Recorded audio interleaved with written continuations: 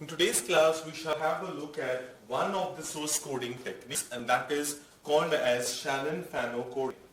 Now, Shannon-Fano coding constructs a reasonably efficient separable binary codes, and it can also extended to D-array codes. So first we shall have a look at how it can be used to generate or develop binary codes. Now these binary codes which it will generate, they will be of different lengths, such as it will have, supposing x1 is say denoted as 0, x2 may be denoted as 1 0, x3 may be denoted as 1 1 0 or something like that. So it is a variable length code. Supposing that I have x1, x2, x3 and x4 represented as 0 0 0 1 1 0 and 1 1. If what you can see here is that it is going to be a fixed length code. This is a fixed length code because all the messages x1, x2, x3, x4 are all having 2 bits, are all encoded using 2 bits. But what we have seen previously is that their probabilities might not be the same. x1 may be half and x2 may be 1 by 4 and x3 and x4 may be 1 by 8, 1 by 8. Now different probabilities messages are assigned same bits here. So it is going to be not so efficient. So what we do in this particular case is that, say by using some particular source coding technique, we need to develop an efficient coding scheme. And here what we have done is that I have assigned 1 bit to x1, I have assigned 2 bits to x2, and I have assigned 3 bits to x3 and x4 whose probabilities were the same. So now how are we supposed to get this? Now this particular coding scheme will be an efficient coding scheme because you can find the efficiency and see out of this scheme and this scheme which one is more efficient, whose efficiency is more. So Shannon-Fano coding technique is one particular technique which will generate an efficient coding. It will generate efficient codes. So these codes 0, 1 0, 1 1 0 and 1 1, they will be efficient codes, and that is what is the task of Shannon-Fano coding algorithm. There is an algorithm, there is a procedure which you need to follow in order to develop very efficient Shannon-Fano codes. Now the Shannon-Fano code should fulfill these following conditions. First, no shorter code can be a prefix of a longer code. That is, no code can be obtained from each other by adding more binary digits to a shorter code. Now let us take the same example which we had taken earlier. Now x1 I had indicated as 0. So whenever I come to x2, I cannot have x2 represented as 0 and 1. Because if at all you see here, what is the problem? The problem is that whenever I represent x2, this particular 0 is nothing but x1. So the prefix of x1, prefix meaning if at all x2 is nothing but made up of x1 and by adding another digit to it. So this is going to create a confusion. Okay, I cannot have a longer code which is having a prefix as a shorter code. So what is said? No shorter code can be a prefix of a longer code. Now which is the longer code here? x2 is the longer code, and x1, which is a shorter code, becomes the prefix of the longer code. So this is not allowed. So no code can be obtained from each other by adding binary digits to a shorter code. So I cannot take x1 which is 0 and I cannot add 0 1 and 0 0. So the moment x1 is a code, these two codes cannot be there in your symbol because I cannot add anything to it and generate another code word. This is not allowed. So x2 is not a valid code word. So now We shall take another example and see whether that is allowed. So if x1 is a 0 and if at all I want x2, now the moment x1 is already present in this particular position, I cannot, the moment 0 is already present in the first position, for x2 I cannot have 0. So I keep 1 and then I can have 1 0 and I can have 1 1. If at all you want, I can have 1 1. Okay.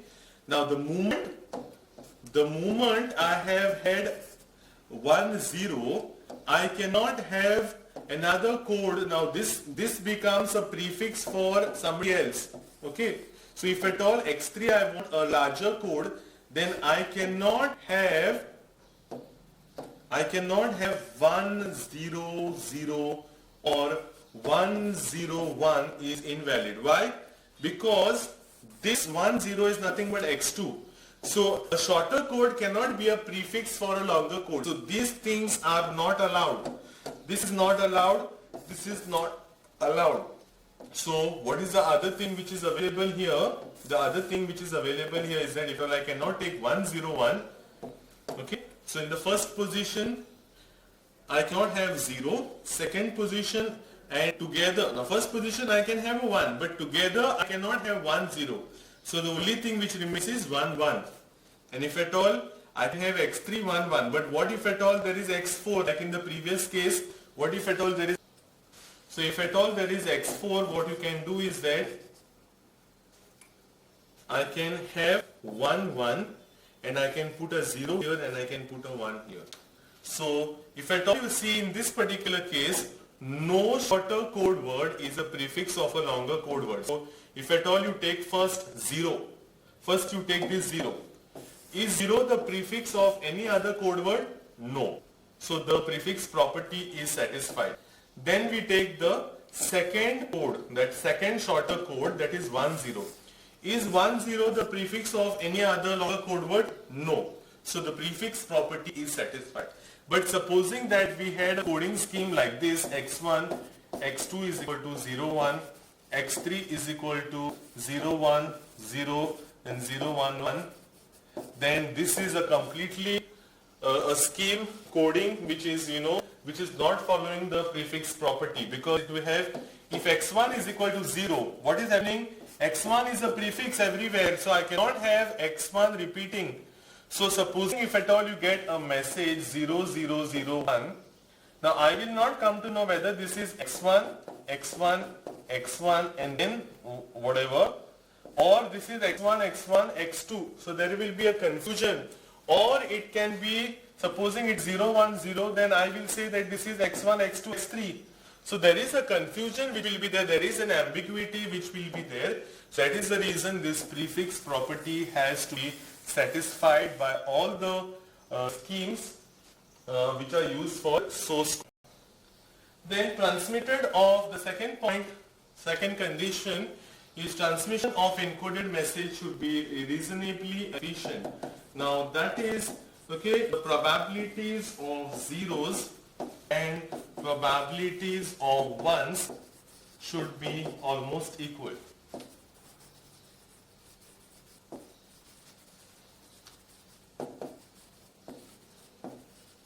So we know the formula to find out the probability of 0 and probability of 1 in the codes, and for an efficient code the probabilities of zeros and ones which will be transmitted will be approximately equal. So that also care should be taken in a Shannon Fano coding algorithm.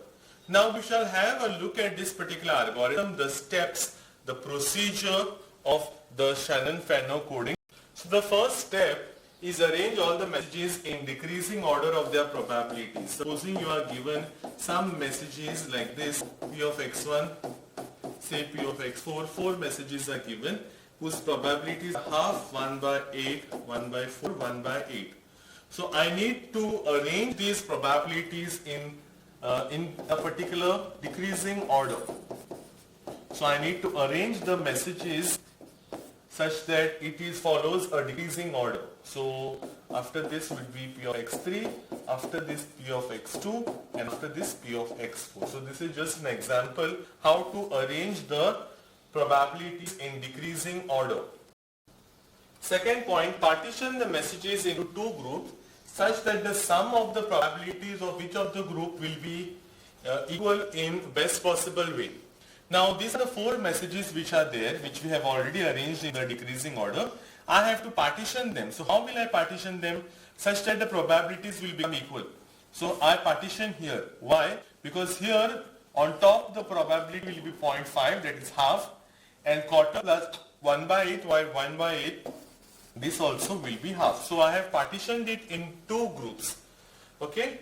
So after partitioning it in two groups, now this whatever procedure I am giving you is for binary code.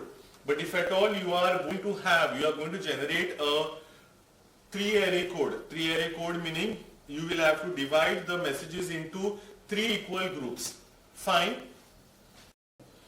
Now third step, assign 0 to all the messages in the upper group and assign 1 to all the messages in the lower group. Now what is the meaning of this? We have divided it into two groups, right? Okay, on top probability, the sum of probabilities is equal to the sum of probabilities in the lower group. So on top I assign 0 and down all messages which are there, I will be assigning 1. It is possible in the other way around also. Top I can assign 1 and down I can assign a 0. That is also valid. Now supposing that there were 3 groups, okay, supposing there were some messages which are getting divided into 3 groups, okay, 1, 2, 3, then I have to assign 3 symbols. So these messages I will be assigning 0, then the second group I will be assigning 1, third group I will be assigning say 2. So because it is binary here, we have the rules are assign 0 to all messages in the upper group and 1 to all messages in the lower group. But if at all there are, supposing it is a 4-array code. So 4-array code will be 0, 1, 2, 3. So you have to divide it into equal groups and groups which have equal probabilities, equal sum of probabilities, and then assign 0, 1, 2, 3 for 4-array code. Now next point is subdivide each group into subgroups such that the sum of probabilities in each subgroup is equal. So now we already have two groups, group 1 and group 2. Now can this group be divided further? It cannot be divided because it is having a single message. But here there are 3 messages, 1, 2, 3. So it can be divided again, it can be subdivided again, but in such a way that the probabilities will be equal. So where do I do the partitioning? I do the partitioning here because here the probability is 1 by 4 and down it is 1 by 8, 1 by 8. 1 by 8, 1 by 8 is nothing but 1 by 4. So I have done equal division again here. So now after doing the equal division, what we have to do is that again we need to assign zeros and ones. So what I do is that again assign 0 to all the messages in the upper subgroup and 1 to all the messages in the lower subgroup. That is step number 5. So this I assign a 0 and down I assign a 1. Now we need to continue this till all the messages are in subgroups. So step number 6. So continue this till all the messages are in subgroups. Now if at all you see the first message is in subgroup already, second message is in already subgroup, it cannot be divided further. Third and the fourth messages are still not partitioned. So I partition them and after partitioning I assign a 0 and a 1. So if at all you remember, these were the codes which I had derived in the previous example, rough example which I was taking. The same thing, if at all you follow the Shannon and the coding, you get the same coded messages. So the one which has got higher probability has got lower or lesser number of bits, and the ones which have got lesser probability will have more number of bits. So here 3 bits are used for encoding. So these are the rules which we need to follow while doing the Shannon-Fano coding. Okay, so these rules need to be followed. These 6 rules need to be followed while doing the Shannon-Fano coding. Now we shall take an example and do the Shannon-Fano coding. So this is the problem. Encode the following messages using Shannon-Fano coding algorithm. So there are 8 messages which are given and corresponding to that they are probabilities.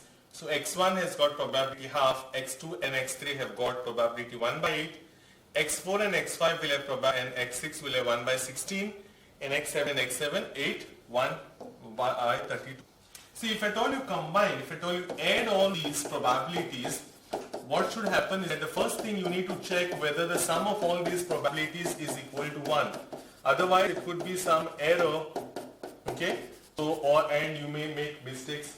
So first check whether this is equal to 1, and yes, 1 by 32, 1 by 32 is nothing but 1 by 16.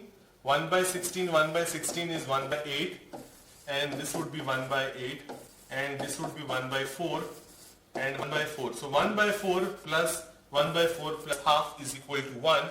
So it is proved that the sum of all these probabilities is equal to 1. Now the next step is, if at all you see the procedure, the first thing is arrange all the messages in the decreasing order of their probabilities. If at all you see here, all the messages are already arranged in the decreasing order of their probabilities. The message which has got a higher probability, half, that is x1, is enlisted first, and then it is going in the decreasing order of their probabilities. So what we can do is that you do not have to do anything. The first step is already done. So now we go to the second step, that is partition the messages into two groups. So first we shall just tabulate these messages in a particular.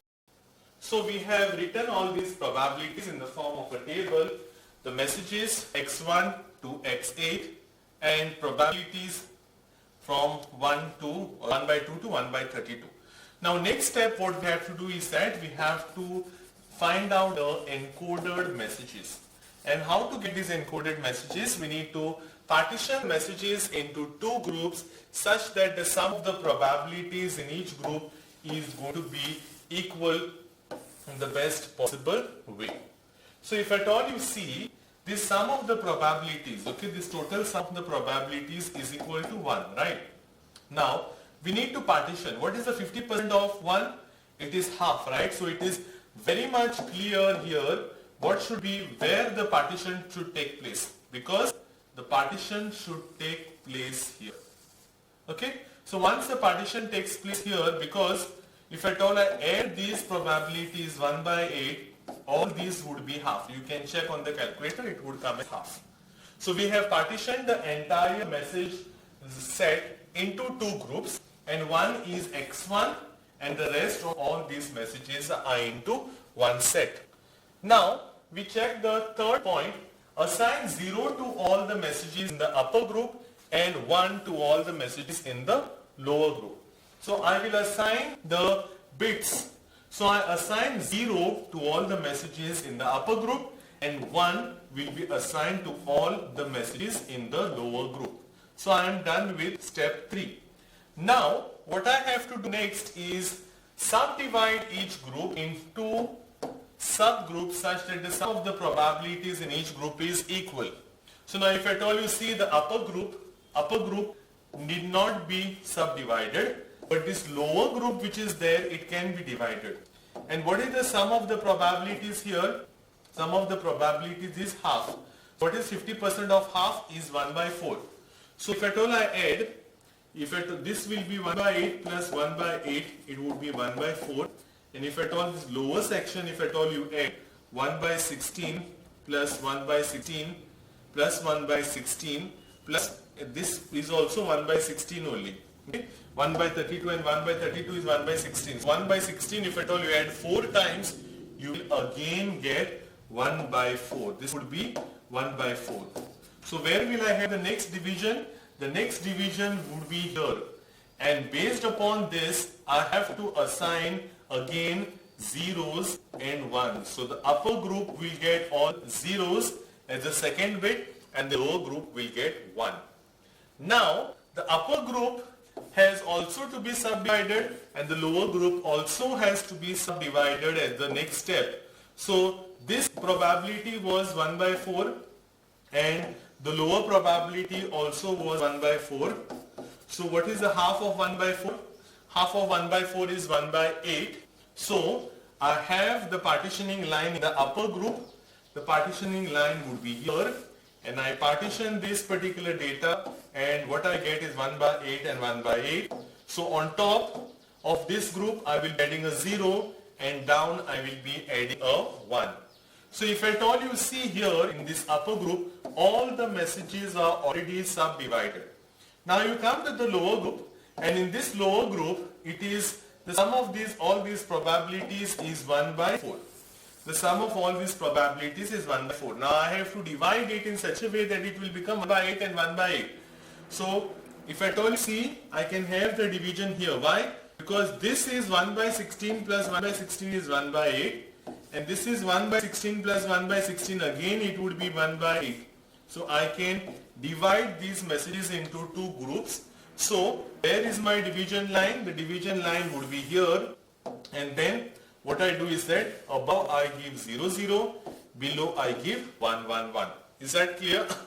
So this is the way the partitioning takes place. This is the way the partitioning takes place. Now this is not done. What we need to do is that this group is yet to be subdivided and this group is yet to be subdivided here. So how would you be doing that? Is that again here it is very simple that there are only two messages. When there are only two messages, you can just subdivide like this.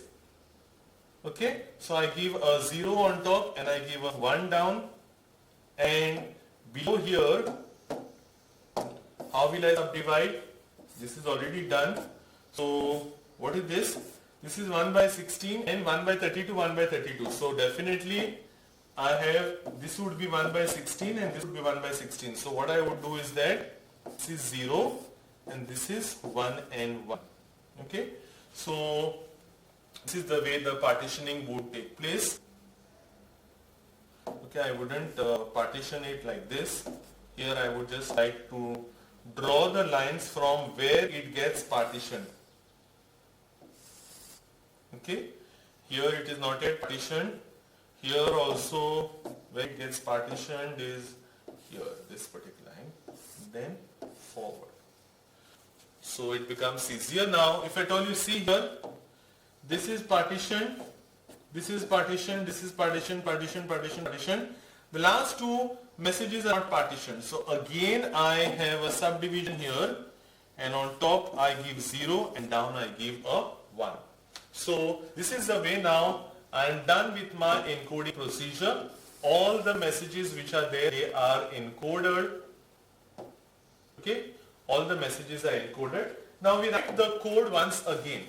Okay, the first code is 0, second one is 100, third is 101, fourth is 1100, 1101, 1110, 11100, sorry, 11110, 11111. So this is what you get here.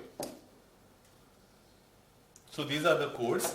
Now next column, what we will be writing is that we will be writing the length of the code.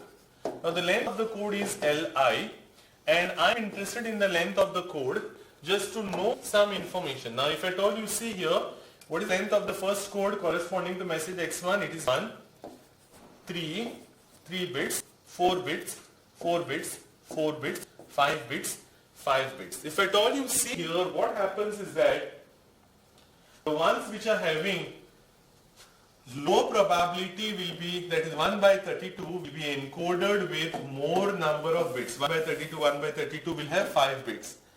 Slightly more probability, 4 bits. Slightly more probability, 3 bits. And highest probability, 1 bit is used to encode these messages. So basically you can say that the length of the code is inversely proportional to the probabilities. Now also one thing I can find is that, as we know that information depends upon the probabilities, we can also find the information of each of this message, and the formula is log to the base 2 1 upon P of xi.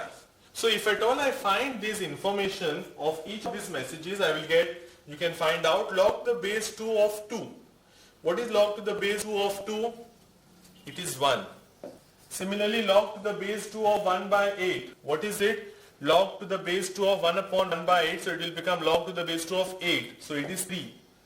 Again it is 3 here because same. Then what is the log to the base 2 of 1 upon 1 by 16? 16 will go on top, so it will be log to the base 2 of 16, which is nothing but 4. So all will be 4. And last it will be 5. So what you can see here is that with this particular Shannon Fano coding encoding procedure, we have given the number of bits equal to the information contained in them. So in message X3, the information contained is 3 bits information, and this 3 bits information is encoded using 3 bits itself. So I'm going to have 100% efficiency. Why? Because 3 bits of information is encoded using 3 bits of data.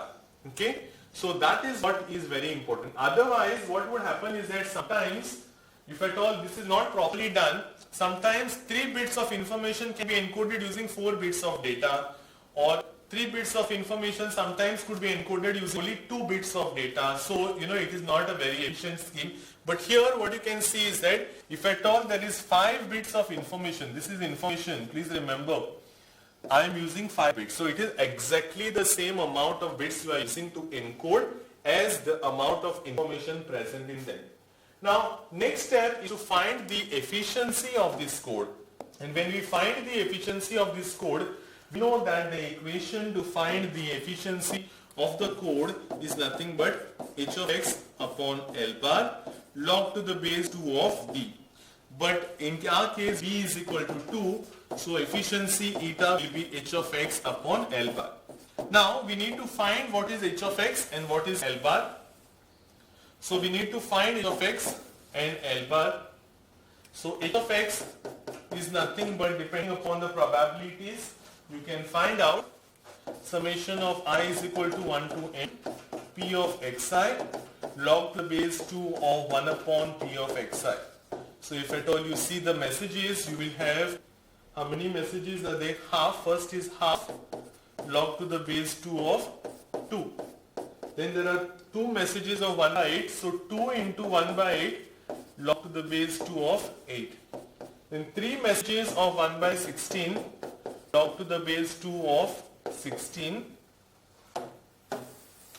And then we have got 2 messages 1 by 32 log to the base 2 of 32. So if at all you find this, you will get something like 2.31 bits per message. Similarly, you need to find L bar. L bar is summation of I is equal to 1 to m p of xi into li. So li is nothing but, okay, if at all you see here, li is nothing but what you have. The first message will be half into 1. Then 2 messages of 1 by 8, they are encoded with the length 3. Then 3 messages of 1 by 16, length 4, li is 4, plus 2 messages of 1 by 32, length is 5. If at all you find out this particular answer, also it would come same as 2.31 bits per message. So you can check that.